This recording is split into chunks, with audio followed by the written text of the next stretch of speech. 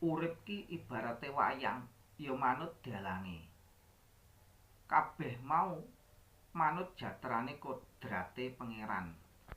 Wayang ki ora iso obah dhewe kejaba diobahne dalang. Kok enek wayang obah dhewe berarti wayang babal saka pagelaran. Mula kanggo wong sing pengin uripe ayem ayom tentrem nang donya iki aja kenek godhone gendhinge donya.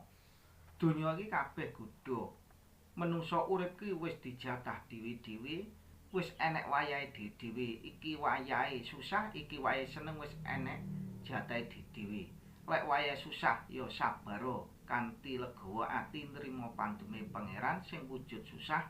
Lek wayahe seneng rejeki akeh ya aja sombong, kabeh mau balekno kuwi rahmate pangeran. Syukurana kanthi ati sing manah sing ora sombong. Merga kabeh paweh sing luwih kuwi mau sejatine ya padha coba padha karo susah kuwi mau. Sing penting awake dhewe iso roh dununge wayahe. Lek ati susah ya kudu kon sabar, lek ati seneng ya kon syukur.